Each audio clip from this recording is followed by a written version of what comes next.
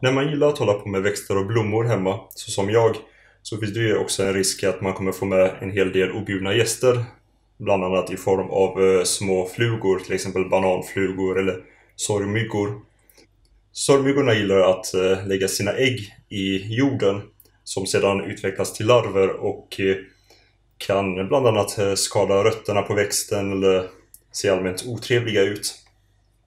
Så som jag har nämnt tidigare i min blogg så har jag haft en hel del problem med mitt stackars mangoträd. Bland annat har löven fått vad jag tror är mjöldagg. Men även när jag vattnade trädet så såg jag att det levde en hel del flugor bland stenarna som jag har på ytan av jorden för att den inte ska torka ut. Så fort jag hällde i vatten så flög de ut i en stor svärm.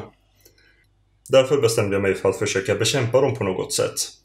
Och det mest naturliga sättet jag kunde komma på är att skaffa en sån här köttätande växt som kallas för flugtrumpet. Och jag tänkte att den kommer hjälpa mig med att i alla fall se till att de inte sprids.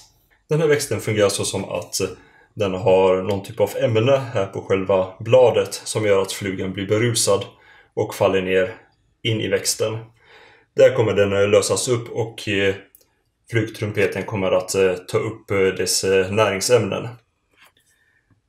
Det jag tyckte var lite synd med den här växten är att det är svårt för mig att se om den ens fungerar, om den lyckas fånga några flugor eftersom det är så svårt att se in i trumpeten om det finns några flugor där inne. Men i alla fall, jag utgick från att den gör sitt jobb och den håller nere på flugantalet, så jag har inte tänkt mer på det sedan dess. När jag sedan planterade om mitt mangoträd så blev jag rätt överraskad när jag hittade att i det gamla mangokärnan, som nu var ganska rutten, så levde det en hel del olika djur. Dels små vita maskar, dels lite tjockare maskar som verkar ha svarta huvuden och även någon typ av kvalster. Jag blev självklart nyfiken på vad det kan vara för något, så jag kollade runt lite på nätet. Den teorin jag har just nu är att kvalstren livnär sig på maskarna, medan maskarna som har det svarta huvudet är en sorgmyggelarv som till slut blir en puppa och kläcker en liten fluga. Vad de vita maskarna var för något vet jag faktiskt inte, men kanske det är bara vanliga små rundmaskar, eller så är det också någon typ av larv till någon fluga. Men jag är ganska nyfiken på vad det är för något, så jag ville få en typ av fälla eller köttätande växt som faktiskt där jag kan se vad den har fångat för något. Därför köpte jag en typ av Drosseria som jag tror är en småsilleshår. Men är osäker exakt vilken typ av Drosseria det är. Den funkar så att den har på bladen en massa små hår, och där varje hår har en liten droppe klibbig massa.